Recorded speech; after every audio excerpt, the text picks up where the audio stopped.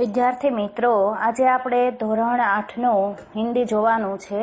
ધોરણ 8માં છઠ્ઠો પાઠ છે ભરત.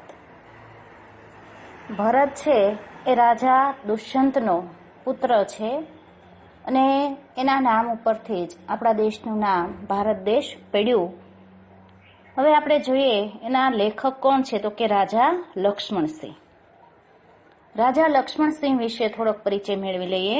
1926 में आगरा में जन्मे राजा लक्ष्मण सिंह हिंदी, संस्कृत, अंग्रेजी, फारसी, बंगला और अरबी भाषा भली भांति जानते थे. इनकी अनेक पुस्तकों का अंग्रेजी और हिंदी में अनुवाद हुआ है. कालिदास के अभिज्ञान शाकुंतलम, मेघदूत और रघुवंश के हिंदी अनुवाद पर इन्हें पुरस्कार दिया गया. એટલે કે સંસ્કૃતમાં કાલિદાસે મહાન એક નાટક લખેલું છે અભિજ્ઞાન શાકુંતલમ. એનો અનુવાદ હિન્દીમાં રાજા લક્ષ્મણસિંહે કરેલો છે અને એમાંથી આ નાટ્યાંશ એટલે કે નાટ્યનો અંશ ભરત એ લેવામાં આવ્યો છે. कालिदास द्वारा लिखित मूल नाटक अभिज्ञान शाकुंतलम का हिंदी में अनुवाद राजा लक्ष्मण सिंह ने किया था. प्रस्तुत पाठ उसी नाटक का एक अंश है. ऋषि कण्व के आश्रम में शकुंतला का पुत्र भरत एक सिंह शावक के साथ खेल रहा है. आश्रम में रहने वाली दो तपस्विनियां बालक को रोकने का प्रयत्न कर रही है. राजा दुष्यंत छुपकर इस मनोहर दृश्य का आनंद ले रहे हैं. बालक के प्रति सहज आकर्षण से ये रोमांचित होते हैं. उनसे रहा नहीं गया और वे बालक के पास पहुंच गए. उसे गोद में उठाकर प्यार किया. वे सोचने लगे, काश यह बालक मेरा पुत्र होता. दोनों तपस्वियों की बातचीत से उन्हें पता चला कि यह बालक उन्हीं का पुत्र है. यह जानकर वे खुशी से झूम उठे. એટલે કે એક બાળકને કણવ ઋષિના આશ્રમમાં જોવે છે દુષ્યંત રાજા અને એ બાળક છે બંને તપસ્વીનીઓ સાથે જે વાદ વિવાદ કરતો હતો અને સિંહના બચ્ચા સાથે રમતો હતો એ જોઈ અને એની બહાદુરી, એની નિડરતા ઉપર દુષ્યંત રાજા છે એ ફિદા થઈ જાય છે કે આ બાળક છે એ મારો પુત્ર હોત તો સારું હતું. અને એ તપસ્વીનીઓ એની સાથે વાતચીત કરે છે એ દરમિયાન એને ખબર પડે છે કે આ જ મારો પુત્ર છે. कण्व ऋषि के आश्रम में शकुंतला का पुत्र भरत एक सिंह शावक के साथ खेल रहा है. वह उसके दांत गिनना चाहता है. आश्रम में रहने वाली दो तपस्विनियां उसे रोकने का प्रयत्न करती है. राजा दुष्यंत एक पेड़ के पीछे छिपकर यह दृश्य देख रहे हैं. बालक के प्रति राजा दुष्यंत के मन में स्नेह उमड़ता है.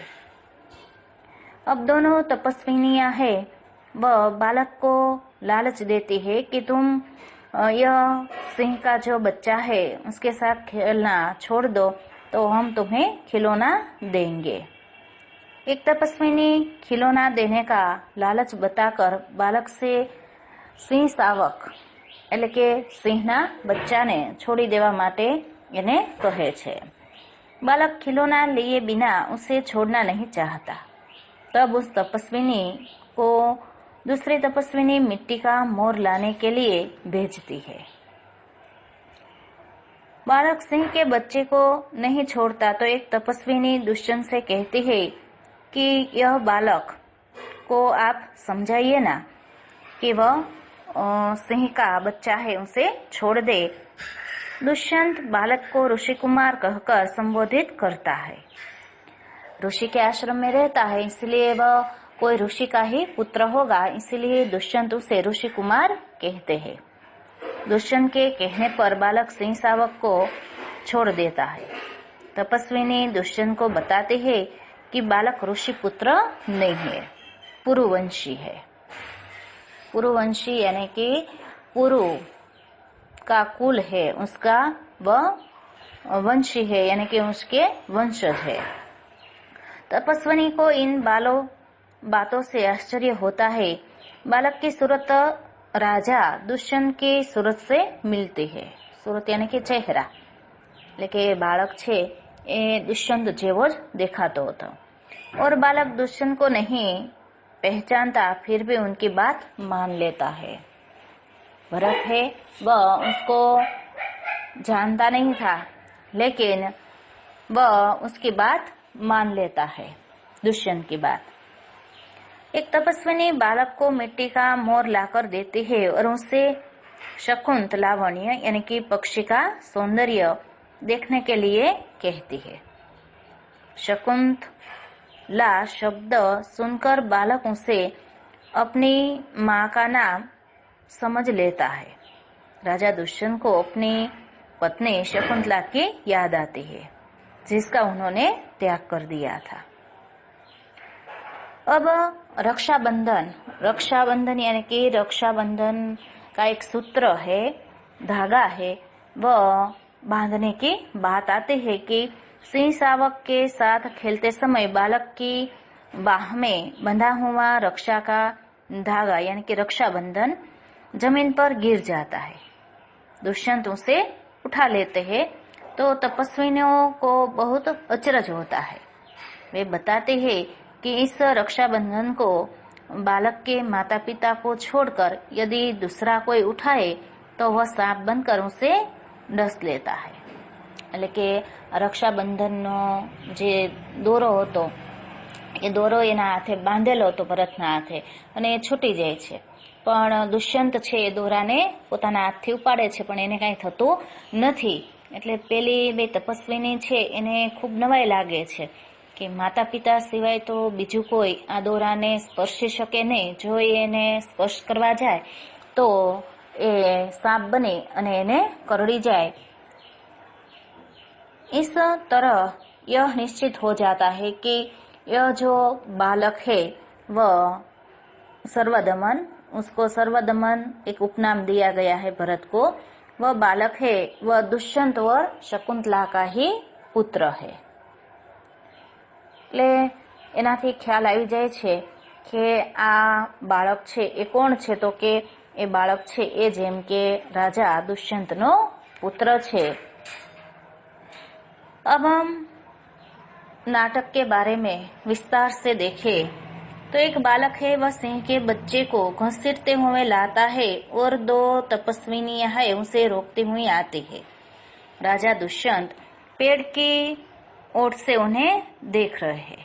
बालक कहता है, अरे सिंह तू अपना मुख खोल, मैं तेरे दांत गिनूंगा।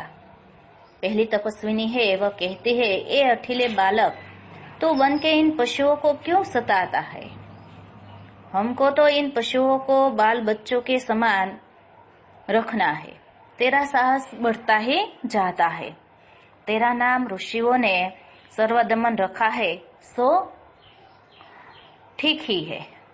दुष्यंत कहता है कि उनकी बातें सुनकर वह अपने आप को कह रहा है कि यहाँ क्या कारण है कि मेरा स्नेह इस बालक की ओर उमटा सा आता है। दूसरी तपस्विनी कहती है, जो तो इस बच्चे को छोड़ न देगा तो सिंहनी तुझ पर दौड़ेगी और तुझे मारेगी। बालक कहता है मुस्कुराकर, ठीक है सिंहनी तो मुझे ऐसा ही करेगी। वह मुंह चिढ़ाता है। दुष्यंत कहता है आश्चर्य से, यह बालक अवश्य किसी तेजस्वी वीर का पुत्र है। इसका मुख अग्नि के समान दमक रहा है। दमक रहा है यानी कि चमक रहा है। पहली तपस्विनी है वह कहती है, हे प्यारे बालक सिंह के बच्चे को छोड़ दे, मैं तुझे खिलौना दूंगी। बालक कहता है, पहले खिलौना दे दो, लाओ कहाँ है? दुष्यंत अपने आप को कहता है, दुष्यंत है वह अभी उनके सामने नहीं आया है, वह पेड़ के पीछे ही छुपा है और इन तपस्विनियों और यह भरत का जो संवाद है वह सुनता है।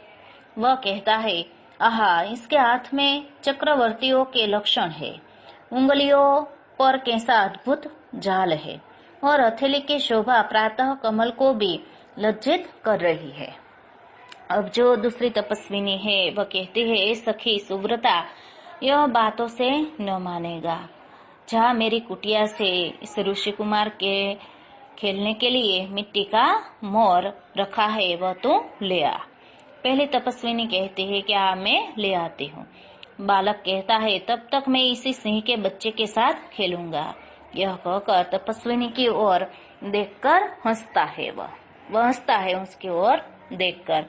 दुष्यंत अपने आप ही कहता है, इस सुंदर बालक से खेलने को मेरा मन कैसे ललचाता है। धन्य है वे मनुष्य जो अपने पुत्रों को गोद में लेकर उनके अंग की धूलि से अपने गोद मेली करते हैं, और पुत्रों के मुख अकारण हंसी से खुलकर उज्जवल दांतों की शोभा दिखाते और तुतले वचन बोलते हैं। दूसरी तपस्विनी कहती है, क्यों रे ठेठ, तू मेरी बात क्यों नहीं सुनता है। इधर उधर देखकर, कोई ऋषि कुमार यहाँ है, वह तपस्विनी कहती है। दुष्यंत को देखकर वह कहती है, हे महात्मा, तुम ही आओ और कृपा करके इस बलि बालक के हाथ से सिंह के बच्चे को छुड़ाओ। दुष्यंत आता है वहां पर। अच्छा, ये ऋषि कुमार, तुमने तपोवन के विरुद्ध यह आचरण क्यों सीखा है जिससे तुम्हारे कुल की लाज जाती है। यह तो कोई अच्छी बात नहीं है। बच्चे ने सिंह के बच्चे को छोड़ दिया। भरत है वह उसे छोड़ देता है। वह दुष्यंत की बात मान लेता है। दूसरी तपस्विनी आती है और वह कहती है कि यह ऋषि कुमार नहीं है। तब दुष्यंत कहता है, सत्य है, उसके काम से ही ऐसे साहस के गुण दिखाई देते हैं। यह ऋषि कुमार नहीं जान पड़ता, परंतु मैंने तपोवन में वास देखकर यह तपोवन में रहता, इसलिए मैंने उसे ऋषि कुमार जाना है। हाँ, जब इसका हाथ छूने से मुझे कितना सुख हुआ है, तो जिस बड़भागी का यह बेटा है उसे कितना हर्ष होता होगा, ऐसा स्वयं को दुष्यंत कहते हैं।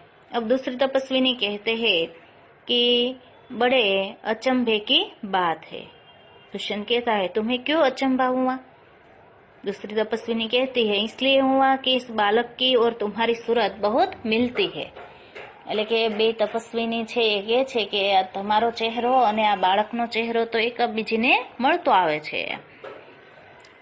और दूसरी तपस्विनी यह भी कहती है कि वह आपको जानता नहीं है, फिर भी आपको देखकर आपकी बात वह मान लेता है और सिंह के बच्चे को छोड़ देता है। अब दुष्यंत कहता है कि बच्चे को वे गोद में उठाता है, और तपस्विनी जो यह ऋषि कुमार नहीं है, तो यह किस वंश का पुत्र है, आप ही बताइए। तपस्विनी कहती है, यह पुरुवंशी है। दुष्यंत अपने आप को कहता है, इसलिए इसकी सूरत मुझसे मिलती है। बच्चे को गोद से उतारकर पुरुवंशियों में यह रीति तो निश्चित है कि युवा अवस्था में वे महलों में रहकर पृथ्वी की रक्षा और पालन करते हैं, और वृद्धावस्था आने पर वन में जितेंद्रिय तपस्विनियों के आश्रम में वृक्षों के नीचे कुटी बनाकर रहते हैं। देवता जैसी शक्ति वाला यह निडर और असाधारण बालक मनुष्य का पुत्र भला किस प्रकार होगा।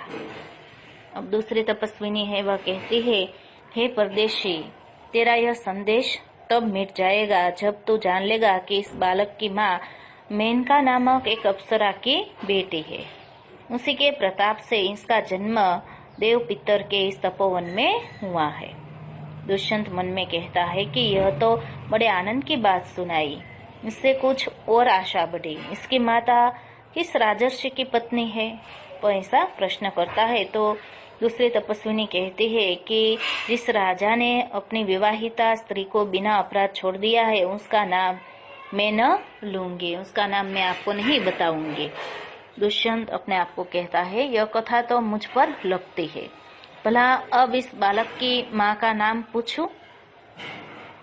पहली तपस्विनी है, वह मिट्टी का मोर लाकर देती है और कहती है, हे सर्वदमन, यह शकुंत लावण्य देख, इसका जो लावण्य है, इसकी जो सुंदरता है, उसे तू देख लो। बालक कहता है कि कहाँ है शकुंतला, मेरी माता, यानी कि वह अपनी माता का नाम बताता है कि मेरी माता शकुंतला कहाँ है। दूसरी तपस्विनी कहती है, यहाँ तेरी माता नहीं है, तुम इस नाम से धोखा खा गए सर्वदमन, मैंने तो कहा था मिट्टी के मोर को देखकर। दुष्यंत अपने आप को कहता है, इसकी माँ मेरी ही प्यारी शकुंतला है या इस नाम की कोई दूसरी स्त्री है। यह वृतांत मुझे ऐसे व्याकुल करता है जैसे मृग तृष्णा प्यासे हिरण को व्याकुल करती है कि इसकी माँ है वो मेरी ही पत्नी है, शकुंतला की कोई और स्त्री है, उसका उसे पता नहीं था। बालक कहता है खुश होकर, मुझे यह मोर बहुत अच्छा लगता है, मैं इससे अब खेलूंगा। पहली तपस्विनी कहती है, ओ बालक कि बाहर से रक्षाबंधन कहाँ गया, जो रक्षा का दूरा धागा उसके हाथ में बंधा हुआ था वह नहीं है, तो वह घबरा जाते हैं कि वह कहाँ गया। दुष्यंत कहता है, घबराओ मत, जब यह नहर से खेल रहा था तब इसके हाथ से गिर गया था, सो वह पड़ा है, मैं उठाकर तुम्हें दिए देता हूँ। तब वह उठाने झुकता है, तब तपस्विनी कहती है, अरे अरे मत उठाओ, इसे मत छूना। दूसरी तपस्विनी, ओह इसने तो उठा ही लिया। दोनों एक दूसरे को आश्चर्य से देखती है, दोनों तपस्विनियां। दुष्यंत, यह लो, परंतु यह कहो कि तुमने मुझे इसको उठाने से क्यों रोक लिया था। दूसरी तपस्विनी कहती है कि इस रक्षाबंधन का नाम अपराजित है। याद रखना विद्यार्थी मित्रों कि रक्षाबंधन का नाम क्या है, ऐसा प्रश्न पूछा जाएगा तो अपराजित है। जिस समय इस बालक का नामकरण हुआ था तब महात्मा मरीचि के पुत्र कश्यप ने यह धागा दिया था। इसका गुण है कि कभी यह धरती पर गिरे पड़े तो इस बालक के माता पिता को छोड़कर इसे कोई दूसरा न उठा सके। दुष्यंत कहता है, और जो कोई उठा ले तो क्या होता है। पहली तपस्विनी कहती है, तो यह तुरंत सांप बनकर उसे डसता है। दुष्यंत, तुमने कभी ऐसा होते देखा है। पहली तपस्विनी कहती है कि अनेक बार मैंने ऐसा होते हुए देखा है कि किसी और ने यह रक्षाबंधन उठा लिया हो तो सांप बनकर उसे डस लिया है, ऐसा मैंने कई बार देखा है। दुष्यंत के प्रसन्न होकर, तो अब मेरा मनोरथ पूरा हुआ, मेरे मन की जो इच्छा है वह पूर्ण हुई, मैं आनंदित बहुत हो रहा हूँ, मुझे आनंद बहुत हो रहा है। वह बालक को गोद में ले लेता है और वहाँ पर जो यह नाट्यांश है वह पूर्ण हो जाता है कि उसे अब विश्वास हो जाता है कि यही उसका पुत्र है। विद्यार्थी मित्रों, હવે હું તમને આમાંથી 5 ટૂંકા પ્રશ્ન પૂછીશ। निम्नलिखित प्रश्नों के उत्तर एक एक वाक्य में दीजिए। पहला प्रश्न, सर्वदमन क्या करना चाहता था। दूसरा प्रश्न, तपस्विनी के अनुसार बालक का सर्वदमन यह नाम सार्थक क्यों था। तीसरा प्रश्न, दुष्यंत ने सर्वदमन के बारे में क्या अनुमान लगाया। चौथा प्रश्न, दुष्यंत के अनुसार कौन से मनुष्य धन्य है। पांचवा प्रश्न, बालक को रक्षाबंधन किसने दिया था।